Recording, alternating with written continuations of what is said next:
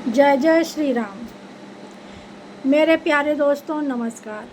जैसा कि आप लोग जानते हैं, नीट छात्रों का जो शुरू हुआ आंदोलन, वो कॉकरोच पार्टी के साथ शुरू हुआ।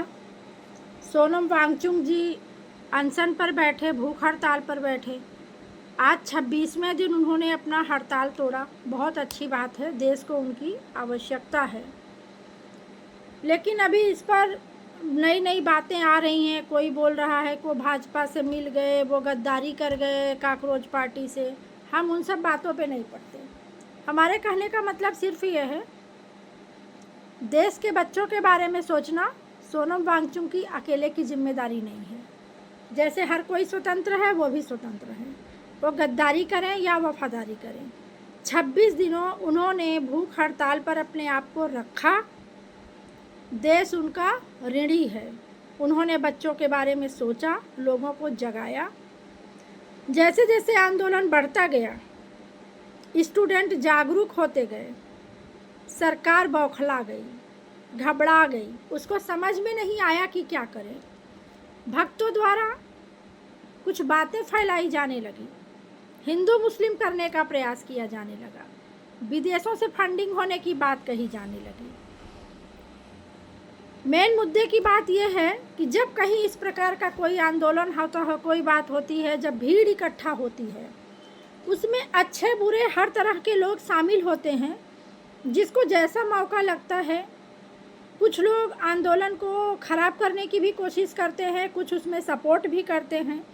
लेकिन ये पूरा नीट के मुद्दे को, पेपर लीक के मुद्दे को लेकर उठा हुआ आंदोलन, ना कोई हिंदू मुस्लिम था, ना विदेशों की फंडिंग थी, ना ही किसी विपक्षी की साजिश थी। यदि ऐसी कोई बात होती ना, सबसे पहले विपक्षी पार्टियां अपने कार्यकर्ताओं के साथ, अपने परिवार वालों के साथ बैठ जाते जंतर मंतर पे। अंधभक्तों, गोबर भक्तों, ये बात तुम लोग समझ लो अच्छी तरह से। ना मालूम क्या खा के तुम लोग जिंदा रहते हो, जो इतनी फालतू बातें करते हो। मतलब आप अगर अंधभक्तों से बात करेंगे ना, ऐसी ऐसी दलीलें देंगे, वो ऐसी ऐसी बातें कहेंगे अपने अंधभक्ति में कि आपके सर के ऊपर से गुजर जाएगा। उनका कोई जवाब नहीं है। फिलहाल सबसे बड़ी बात यह है, बात एक निकलती है, उसके पीछे कई बातें। जिस तरीके से कोई व्यक्ति किसी अच्छे काम के लिए निकलता है, आंदोलन की शुरुआत करता है, वो अकेला चलता है, धीरे धीरे उसके साथ लोग जुड़ते हैं, कारवां बनता है, भीड़ बढ़ती है। जहाँ पब्लिक इकट्ठा होती है, वहाँ अराजकता फैलती है। शर्मसार कर देने वाली बात यह है कि हमारे देश की पुलिस प्रशासन, जहाँ जहाँ धरने प्रदर्शन हो रहे हैं, आंदोलन हो रहे हैं, जिस बर्बरता से बच्चों को पीट रहे हैं, मत भूलना कि ये वर्दी एक दिन तुम्हारी उतरेगी, तुम्हारे बच्चे भी ऐसे पीटे जाएंगे। मैं पहले भी अपने वीडियो में ये बात कही हूँ, लेकिन रहा नहीं जाता बिना कहे। देख के बहुत दुख होता है। सरकारें हिल गई हैं, हेकड़ी दिखा रही हैं, मेल ईगो, वही मेल ईगो जिसके कारण हमारे देश की संस्कृति ख़त्म हो रही है। देश में परिवार टूट रहे हैं, पति पत्नी के बीच रिश्ते टूट रहे हैं। वही मेल ईगो हमारे देश की सरकार और छात्रों के बीच में। हम किसी पार्टी का समर्थन नहीं करते, लेकिन हर वह व्यक्ति, चाहे किसी पार्टी से हो, चाहे बगैर किसी पार्टी के, यदि छात्र हित में बच्चों के आंदोलन के साथ आता है, बच्चों के सपोर्ट में आता है, हम सबका समर्थन करते हैं। तुम कितना भी हिंदू मुस्लिम का नाम दे लो, विदेशों से फंडिंग की बात कर लो, अगर इस आंदोलन को भड़काया है किसी ने, तो हमारे देश की सरकार ने। ऐसा क्या है धर्मेंद्र प्रधान में जो वो इस्तीफा नहीं देगा? वोट लेगा, नेता बनेगा, मंत्री बनेगा, इस्तीफा नहीं देगा। जिस एक मंत्री के बचाव में तुम सारे लोग जो एकजुट हुए हो ना, कहीं ऐसा न हो कि तुम सबको इस्तीफा देना पड़ जाए। अगर ये बच्चे सच में अच्छी तरह से जाग गए, देना ही पड़ जाएगा। मजाक बना लिए हो भाई तुम लोग, एकदम भद्दा मजाक। कोई मजाकिया वाला, अपने जोकरपन वाला मजाक भी नहीं, एकदम भद्दा मजाक। शिक्षा मंत्री पेपर लीक पर मुंह बंद रखता है। प्रधानमंत्री कुर्ते झाड़ झाड़ के, कपड़े बदल बदल के विमानों में विदेश घूमता है। स्वास्थ्य मंत्री आश्वासन देता है और बात करने की बात करता है। कोई मेल है भाई? जब शिक्षा मंत्री शिक्षा के ऊपर नहीं बोल सकता, पेपर लीक पे नहीं बोल सकता, तो शिक्षा मंत्री का मंत्रिमंडल ही हटा दो ना भाई। क्या ज़रूरत है ऐसे मंत्रालय की? रेलवे की झंडी प्रधानमंत्री को ही दिखाना है तो रेलवे मंत्रालय की क्या ज़रूरत है? स्वास्थ्य मंत्रालय को यदि पब्लिक रिलेशन मेंटेन करना है तो हटा दो गृह मंत्रालय को। क्या ज़रूरत है अमित शाह की? होश में आ जाओ, बच्चों पर बर्बरता बंद कर दो।